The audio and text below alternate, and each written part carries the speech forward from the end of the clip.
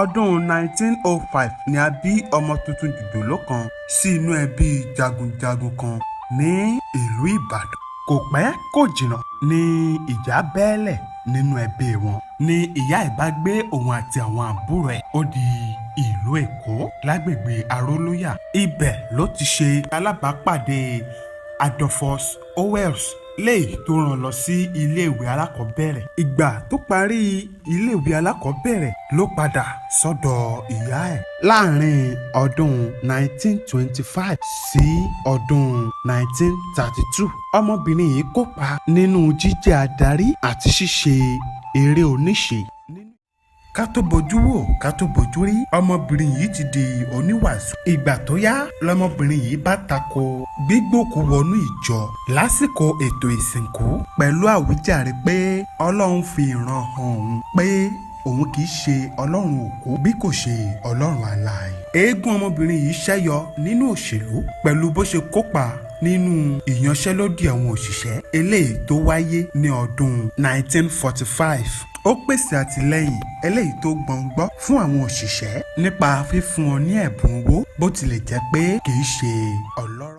Ọdún 1954 ni ó dá ẹgbẹ́ òṣèlú Nigerian Commoners Liberal Party sílẹ̀ léyìí tọ́pọ̀lọpọ̀ ọmọ ẹgbẹ́ wọn jẹ́ ọkùnrin.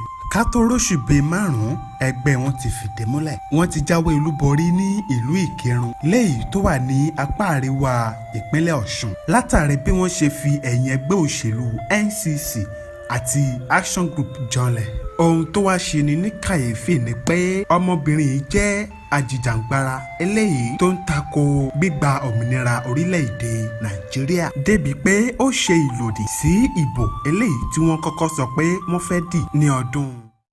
Ìdí ni pé ọ̀pọ̀lọpọ̀ àwọn olóṣèlú eléyìí tó wà ní ipò agbára ló ṣe agbára lò tí wọ́n sọra wọn di aláwọ̀ dúdú amúnisìn ìyẹn African colonialist, adìẹ tó ń jẹ fún adìẹ. Ọ̀rọ̀ yìí ló rẹ́sẹ̀ wálẹ̀ ní àwọn agbègbè ìgbèríko eléyìí tó wà nílẹ̀ Yorùbá ni wọ́n bá dá ẹgbẹ́ kóyìnbó máa lọ sílẹ̀ ìyẹn white man must not go. Ẹgbẹ́ yìí ò pẹ́ tó fi kógbá wọlé látàrí ọ̀dà àwọ̀ olókùn eléyìí.